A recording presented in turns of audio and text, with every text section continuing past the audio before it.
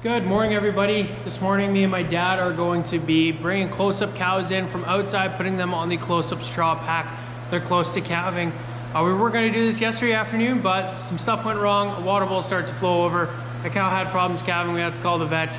So we're going to be doing that this morning. Also, we got to needle a bunch of cows in the main cow barn, the milk herd. We've probably got about 40 cows we got to needle. So yeah, that's what we're doing this morning.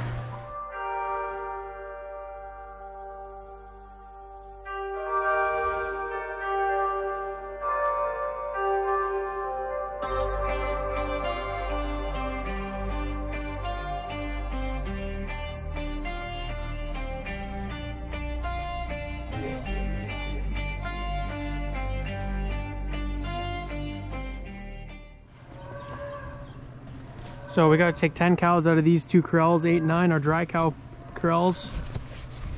These are cows that have already been milked before. And then we got to walk through the bred heifer pen and look for heifers, first calvers that are bagging up.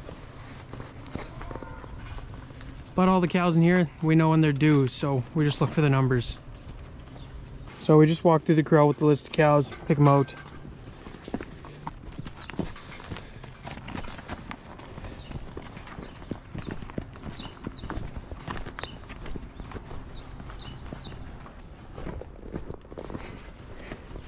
So pen 6 and pen 7, they're open together. And there's all heifers in here that should be pregnant. And there's also a cleanup bull in here. So he'll breed anyone that we didn't get pregnant in pen 2 there where we AI the heifers. So Dad's just walking through. He's just looking at their udders, seeing if they bag up at all. You can see she's got a pretty small udder, pretty much none at all. So she's still a long ways off of calving, but you can see them already start to kind of bag up and loosen up 3 weeks off of calving, and that's when we'll try and take them inside. The more room we have inside, the further off we'll take them from out here and put them inside. It's really awesome when Dad gets a phone call and you're kind of just standing here, nothing to do. And it's really important that we check every single week in this corral, because if there's a heifer that has a really big bag and it's really cold outside, colder than -30, she can actually freeze her teats, and then she will milk incredibly slow, and then we have to get rid of her because of it. So we really got to watch really good in these corrals, especially in the wintertime when it's cold. There's a couple heifers that we probably would have taken out if it was -30 out, but it's going to be super warm this coming week, so we're not going to overpack the straw pack in the barn or overcrowd them.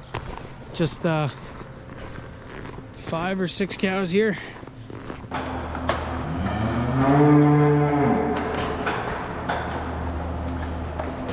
So we got them all here nicely in the palpation rail.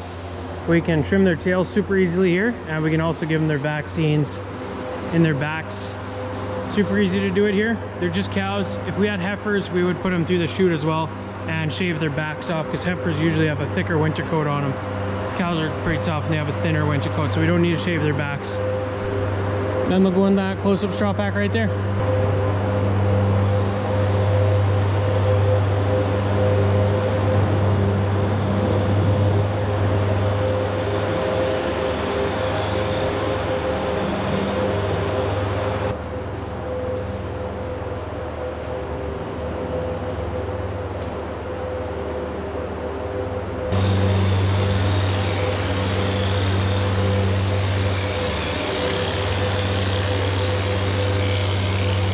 Awesome, those 6 cows are on the close-up straw pack now. And yeah, on to the next thing for today.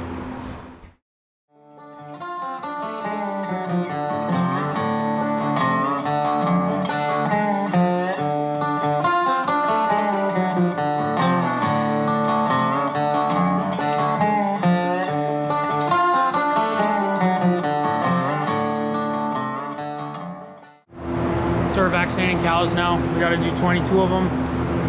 Got the 2 vaccines.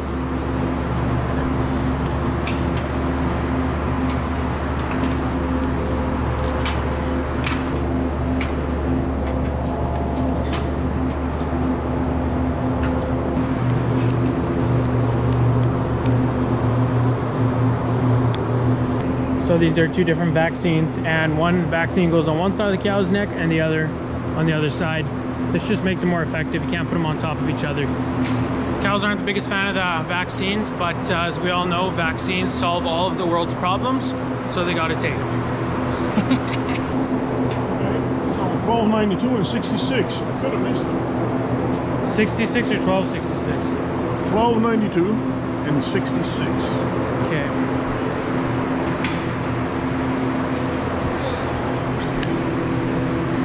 Get out of my way, girl. So we still got 2 to do in the west side here. We'll walk through and look for the loose ones.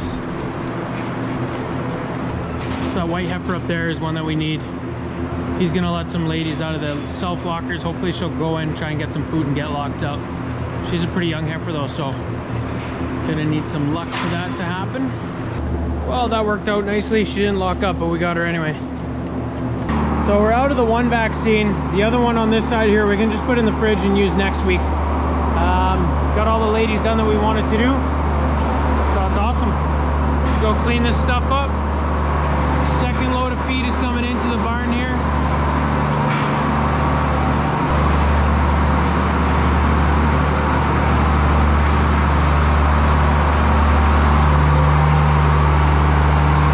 This is how you tell it's starting to get warm outside again.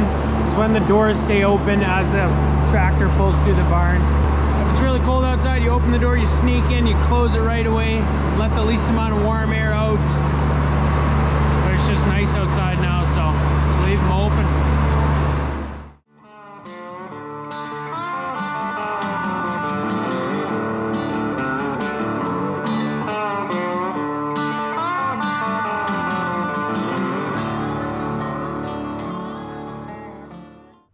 It's the next day now, and we got some less than ideal news this morning.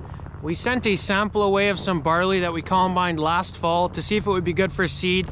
We already have this barley cleaned, so it's ready to be seeded in the ground.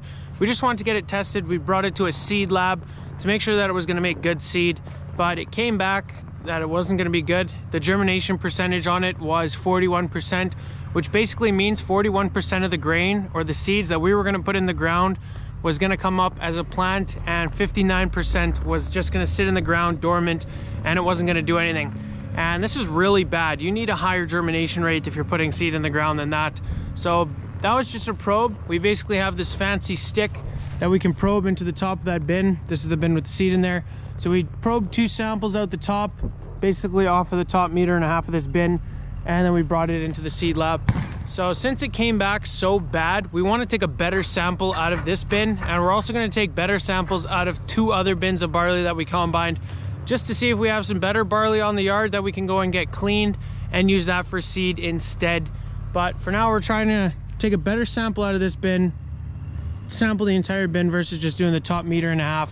So we're going to take a load out with the truck, and we're slowly going to take a little cup out of the grain flow maybe every minute or so, and that's going to give us a sample of the entire bin. It's a lot of work just to get a sample, but obviously we got to do something here because 41% germination rate is not going to be any good when we're putting seed in the ground this spring.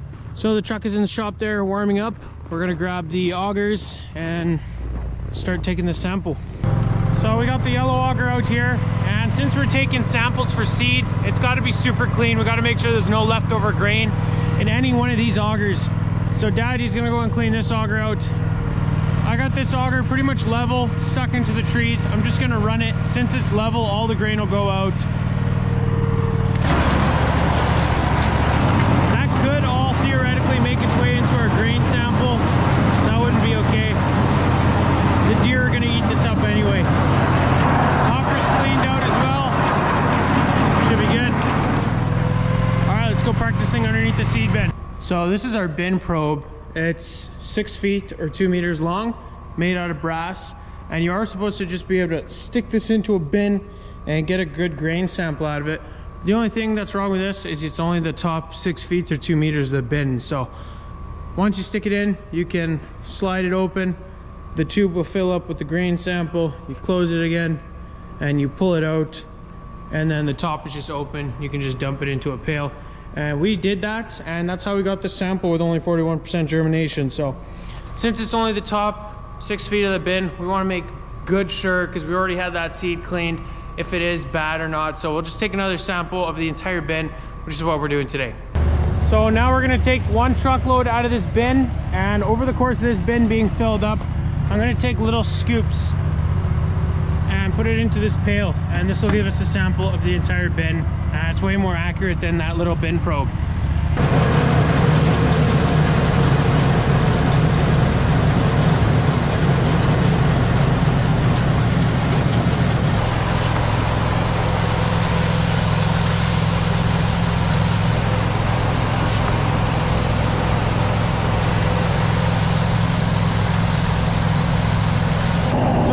The seed bin is a bin that doesn't have a remote on the lid, so you got to open it manually.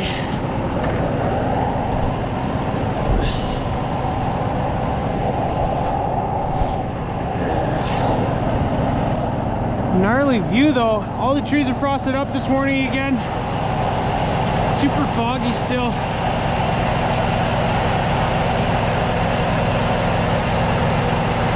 The fog means things are going to be frosted up.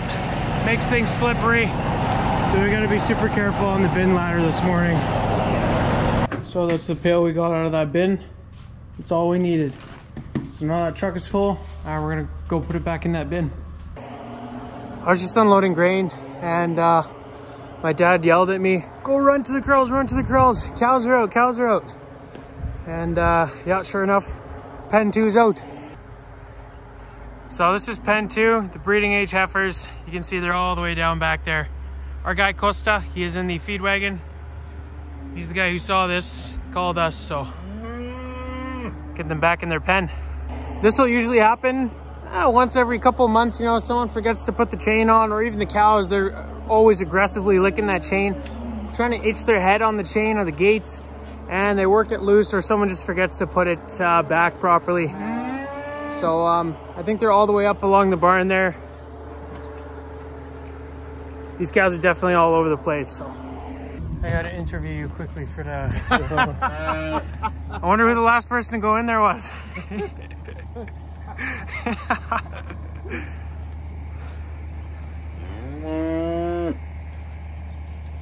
Back in their pen. 9 out of 10 times when something like that happens, you know there's somebody else, best just keep your mouth shut, because you're gonna mess up the next time too, but sometimes it's just too good to leave alone. So funny enough, the cows got out while we were taking those seed samples. That's all right, didn't take much at all to get them back in the corral, because they stayed in the feedlot, the drive-through there. So definitely a lot less work than it was to get those 3 little bags for the seed samples. The one bag, the first bag that we did, was for the clean seed. That was the test that we got that was so low on germination. So obviously we can't put that in the ground. It's just not gonna work. Not enough is gonna come out of the ground. So we'll just feed that to the milk cows probably. We did take another sample though, just to double check since it's already cleaned. We did take 2 more samples out of 2 other bins, and we'll send those away to the seed lab where they're gonna test the germination. They're gonna test the kernel weight. They're gonna do a whole analysis on it, see if it's gonna be good for seed. So hopefully we got some good seed yet. We can get it cleaned. We got a seed cleaning plant super close to our farm here. So it's literally a 2-minute drive out to them. Bring them some seed to clean out, and then we got some for the spring, should that be the case. So yeah, that is going to be it for today's video, guys. If you enjoyed watching, be sure to hit those like and subscribe buttons down below. Check out the Instagram @SaskDutchKid. I hope to see you guys in the next video. Thanks for watching.